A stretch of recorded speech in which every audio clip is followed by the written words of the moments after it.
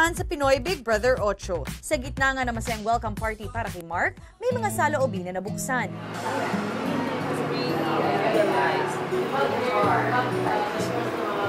But I know, that there are times that I should be happy for them both, but there are times that I jealous. I think it's good that we talked about it. And I believe the right decision is being taken. At matapos ang gabi ng aminan, ginising naman sila ng katatakutan.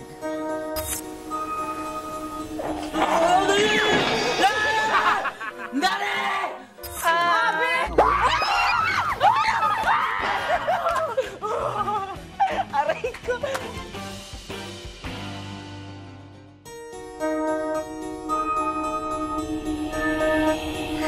Matapos ang maagang takutan, oras na para kunin ng housemates ang kanilang daily supplies. Ayun o, sa gilid. Kita ko kaagad o. Pag nagtago ka... Nani? Bakim. Sige! Oh my God! Sige! Hindi ka titigil, ah! Sige. Yung tubig, yung tubig. Friendly naman pala. He's a nice moon. Bye, kuya! Mabait naman siya, di ba? Pero si Abby mukhang may nakalimutan pa. Should I wait a day? Dali! Dali. Aww. Okay ka lang? Sige, dali! Dali! Wait na!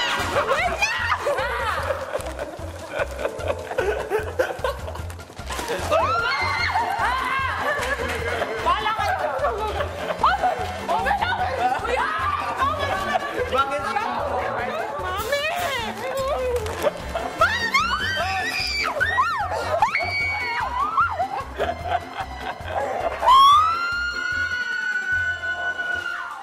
Buti na lang lumabas na ako. Ay!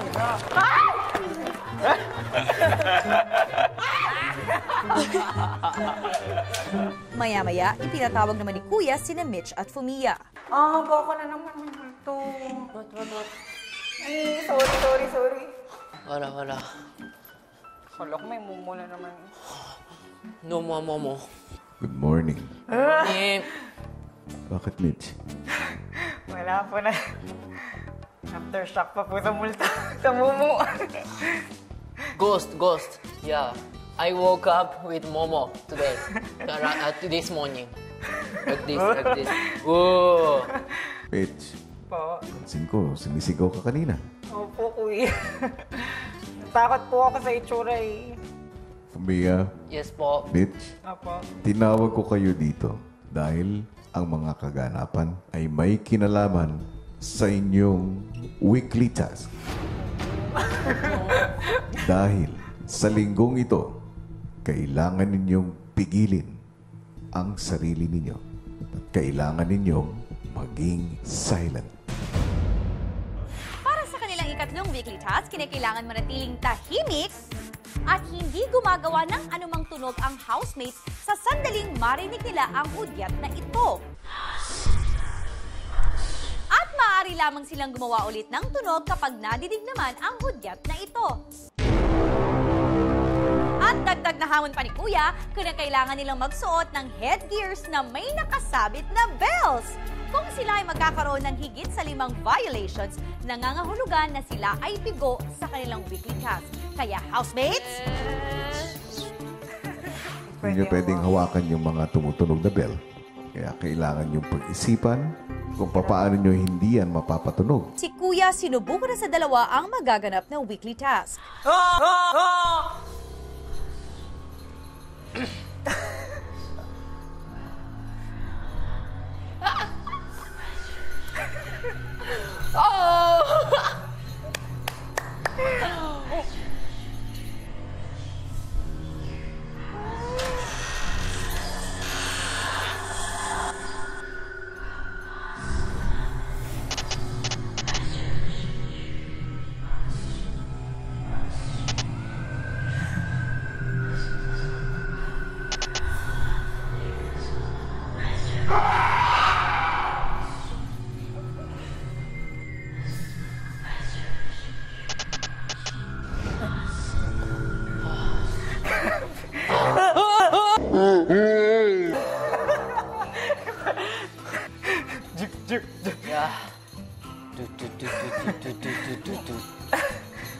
Pagbalik sa mga kasama, pinaliwanag ng dalawa ang kanilang bagong weekly task. We need to wear it all day, except sleeping and shower.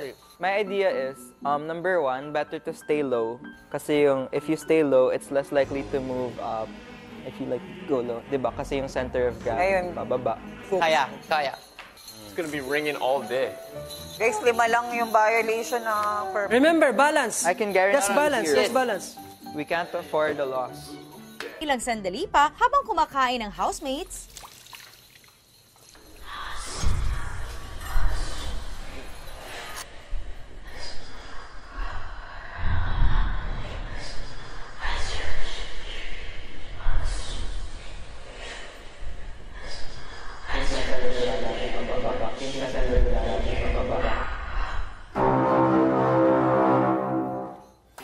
Okay.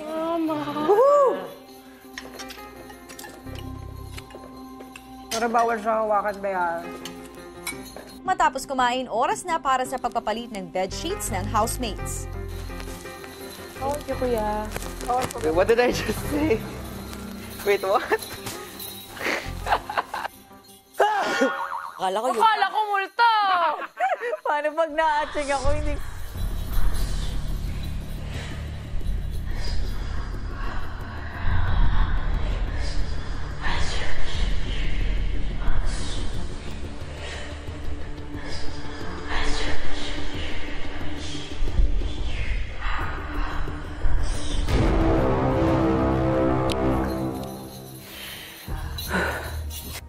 May mga pusa. Maya-maya, may ipinarinig naman si Kuya sa housemates. Why? Bakit? Bakit? Walang sasayaw, distraction yan! Let's do it, let's do it.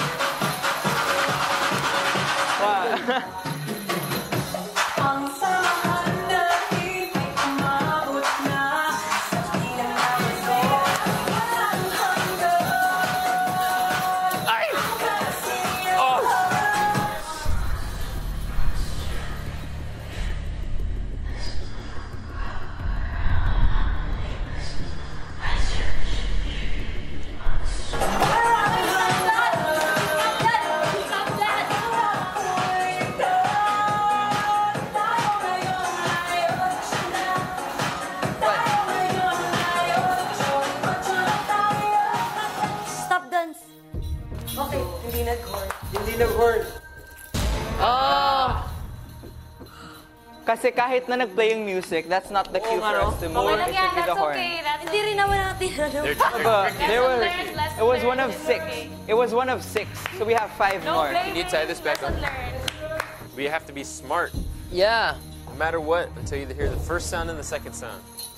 Maya-maya pa, kinailangan namang harapin ng housemates ang kanilang weekly grocery. Mas mababa ba yung tinulakat kaysa sa adobo cat? Kung sino pinakamura, yun na lang. Oo, kasi same lang din naman na chicken. Oo. Pag boneless bango, street eh. It's okay for the girls. Tag-isa na lang kilo. No, wag yung bonus. Di kakasya sa atin. Ay, ganun. At sa gitna ng kanilang mga diskusyon,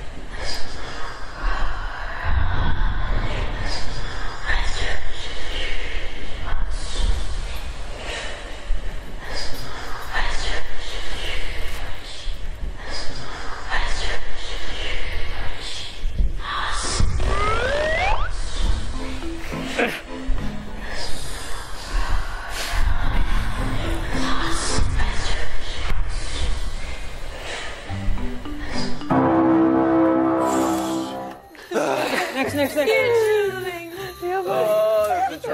Tumuling lang. Next. Sa tones. Kaya ako natawa. Kinagabihan, habang wala pang hudyat na dumarating, si Andre abala sa pag-aaral ng Tagalog. Bigyan mo ako ng susi sa puso mo. Tama. Okay. Do you know what that means? Give me the key to your heart. Yes. Ano ba ang hinahanap mo? Mo. Question mark. Mo. Ano bang Mo. hinahanap mo? Ano ba ang hinahanap mo? Ano ba ang hinahanap mo? Ano ba ang hinahanap mo? Ayun.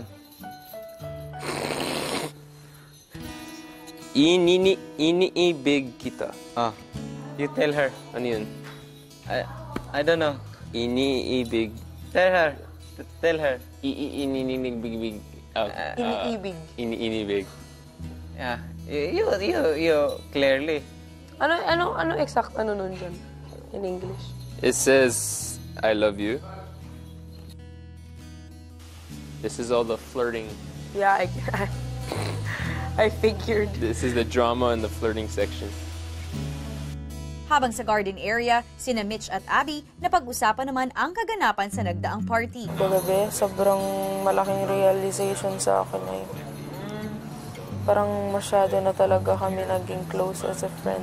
Isa kasi sa inyo, hindi naman talaga mahirap, di ba, mag-fall talaga. Kasi nga, parehas naman kayo mabait, parehas kayong, di ba? Pero ako kasi may talagang nakaset sa utak ko na may mahal talaga ako. Pero siya kasi single siya. Bago ako pumasok dito, kuya, parang nangako ako sa isang tao. Pero hindi lang po talaga maiwasan kasi nasa isang bahay kami, kuya. Sila lang din po yung nakakausap ko, kuya. Yung gustong-gusto ko talaga, parang umiwas na lang ganun. Ay, kaso parang magkakaroon ng barrier sa atin, ganun. Sa kanilang ikatlong linggo ay patuloy ngang sinusubok ang samahan at pagiging malapit ng housemates sa loob ng bahay. Kasabay pa nito ay ang pagharap nilang muli sa isang kakaibang weekly task. Makapagpigil nga kaya hanggang sa huli ang housemates para maipanalo ang kanilang weekly task. Yan ang malalaman natin sa darating na araw. What's up, Philippines? And what's up, netizens? Woohoo! Kung malaking hamon nga para sa housemates ang kanilang task, paano pa kaya para kay Joaquim dahil kasabay nito ay may sariling hamon pa siyang haharapin? Ano nga ba ang pagdidisiplina na matatanggap niya mula kay Kuya at ano ang mga dahilan nito? Narito ang kwento. Sa loob ng bahay, itinatawag ni Kuya si Joaquim para sa isang mahalagang anunsyo.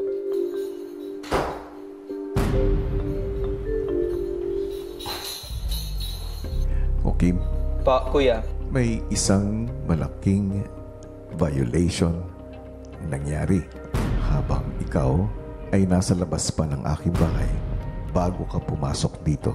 Sa pagdalaw nga ni Direk Lauren kay Joaquim, bago ito pumasok sa bahay ni Kuya at nakakontain pa lamang sa isang hotel, na pag-alaman nito ang kwento ng nasira niyang side table. There's supposed to be 2 side tables. Tapos, I usually eat breakfast like in a chair. So, since there weren't any chairs, I got this idea of using the side table as a chair. Apparently, I was a few pounds too heavy and it collapsed under me, ganun. Oh, yeah.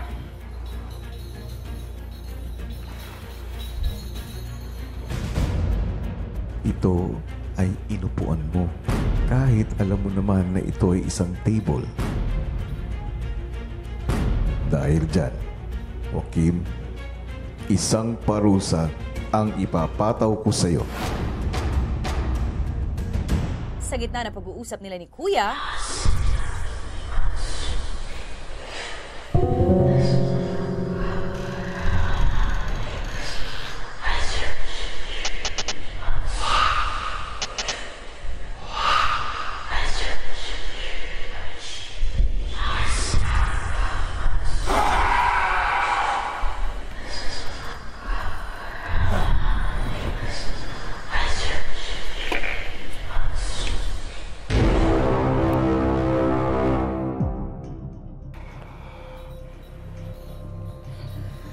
ang laman ng kahon na yan ay ang iyong punishment.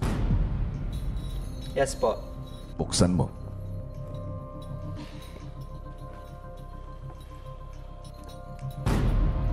Oh, okay. Dahil nasira mo ang mesa ang magiging pangtapak mo. Hindi mo ito maaaring tanggalin tinatapak pag naglalakad ka.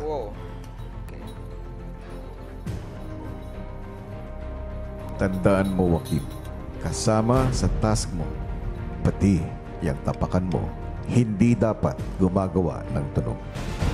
Yes po, kuya. Susunod. Tubig niya yun. Tubig. He's breaking point.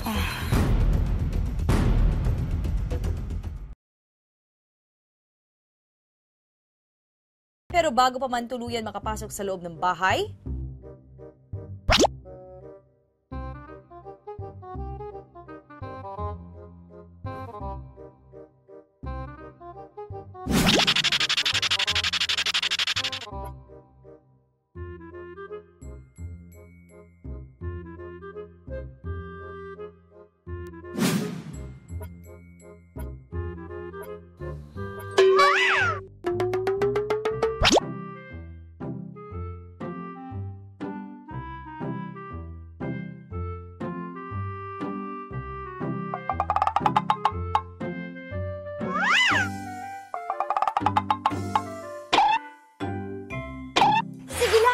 sige lang, Joaquin! Utilize your full potentials, baka that's another golden opportunity for you.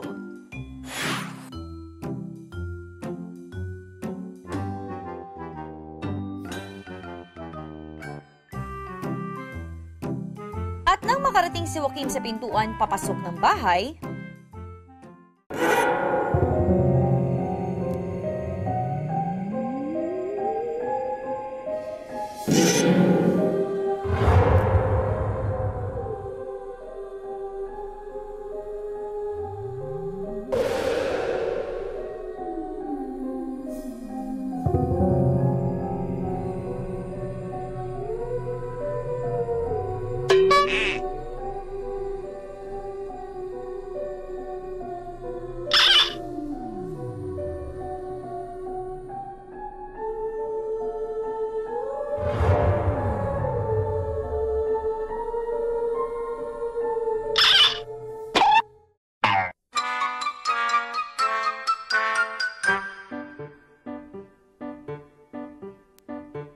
Kasi nung pagpasok niya po kasi hindi namin alam kung ano nangyayari sa kanya dun sa likod kung nandun pa kasama niya yung creature.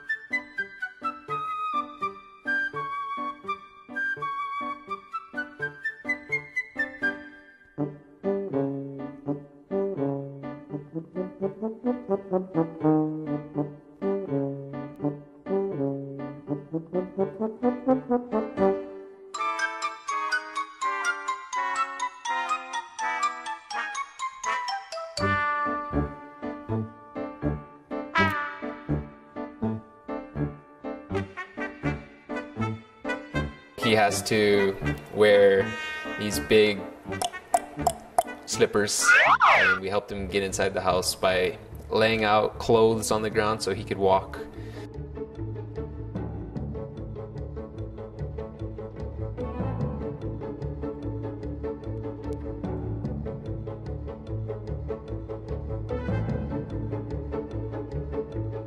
Nagigilty po ako kasi ang ganda ng mga damit nila tapos pinapaapakan ng nila sa akin. Tapos ang effort pa po.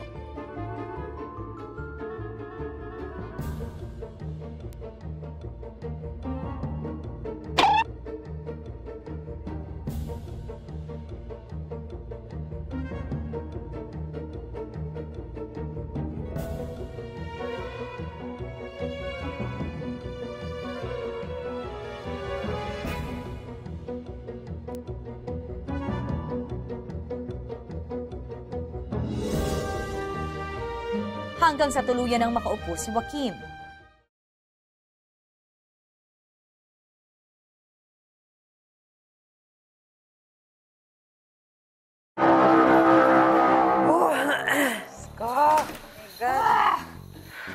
Door, I swear. Hindi talaga ako makatayo. Thank you. Oh my gosh. Nasa loob pala siya. Thank you, guys. Okay lang. You have to wear this now. Yeah, I have to wear it. And these are Japanese style shoes. I know, they're like Jiraiya. Bakit pinabakya yan? Japanese tattoo, di ba? Japanese. Yeah. Bakit ka nga ba nagkaganyan? Tulog ka? Ito yung parusa ko sa violations. Kasi nung na-house pa lang sa hotel, may nasira akong side table kasi inupuan ko. Oh my gosh. Pero maya-maya, isang dagdag na hamon ang ibinigay ni Kuya para kay Joaquin. Joaquin, do dirty jumping jack. Kuya! Jumping. Oh. Kuya! Ano yun? 1, 2, 3, 4, 5, 6, 7, 8, 9, 19, 20. Bigat-bigat po ng sapatos, tapos lahat ng weight ko nasa paa. 26, 27, 28, 29, 30. Papayat ka talaga niyan. Nga eh. Tawa. Hinihingal ka. Hindi. Nakawa ko sa'yo. Hindi pa man tuluyang nakakapagpahinga si Joaquin, may panibagong hamon na naman para sa kanya. Ay, madamay ako dyan kasi tinutulungan ko siya magbalikan. Nga eh. Mag-picnic na lang kaya tayo, lagyan ng ano.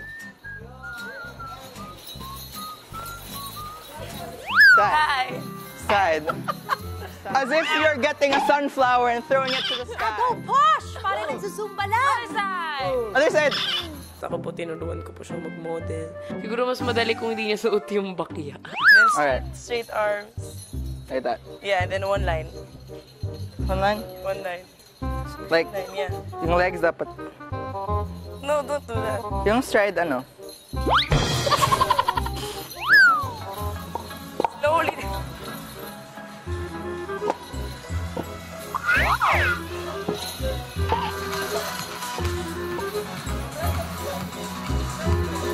Tinuruan din siya mag-Japanese, nung punong Japanese style ni Fumiya. Oh, okay. Like that. Like a penguin. Yeah. Like that. Alright. Like that. Uh-huh. Oh, so I think I did the... Tapos, may mga blades of grass pa at mga bato-bato na maliit na nagpe-penetrate pa sa skin ko. And you can sit Indian style. Like, Yeah. but you can do that. Kung iwas ba? Hindi, ngayon. Parang ngayon. Nag-spread yung sakit po mula sa baba pataas. Hanggang sa...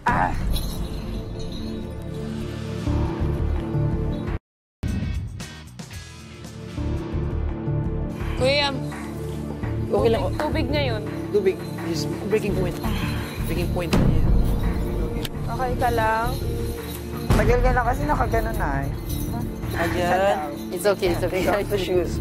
Okay. Okay. Move it from his feet. Ang bigat mo. Oh, you drink first. Kaya kanina to. Baka dyan yun. I'm gonna get you water. No. Ito na.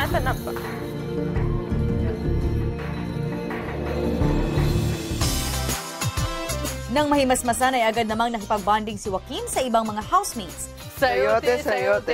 Galonggong. Sayote. Tinapay! Maya-maya pa, Nagluludis. habang kailangang manahimik, muli namang ipinatabog ni Kuya si Joaquin sa confession room.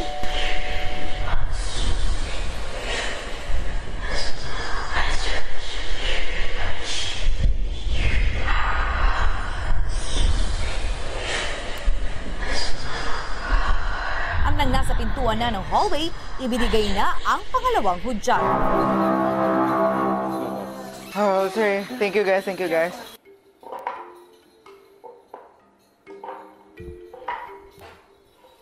Good evening po, Kuya. Kamusta?